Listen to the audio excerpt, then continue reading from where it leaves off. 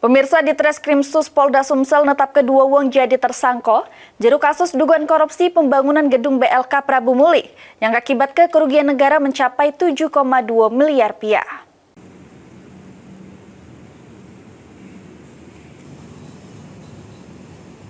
Sesudah melakukan gelar perkara penyidik Subdit Tipikor di Treskrimsus Polda Sumsel, akhirnya menetap kedua wong tersangka jero kasus dugaan korupsi pada pembangunan gedung Balai Latihan Kerja atau BLK Prabu Muli.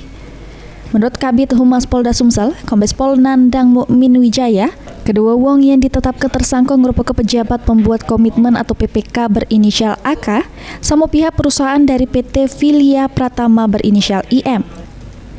Jero kasus ini, negara berpotensi mengalami kerugian mencapai 7,2 miliar rupiah dari hasil audit Badan Pengawasan Keuangan dan Pembangunan atau BPKP. Di Treskrimsus Polda Sumatera Selatan telah menetapkan 2 orang menjadi tersangka atas nama saudara AK dan IM. Untuk saudara AK ini adalah selaku PPK 3 dan IM selaku penyedia dari salah satu PT ya. Namun sayangnya dari informasi yang didapat, meski sudah ada 2 tersangka, namun penyidik Tipikor di Treskrimsus Polda Sumsel belum juga menahan kedua wong tersebut. Mulyadi, PAL TV.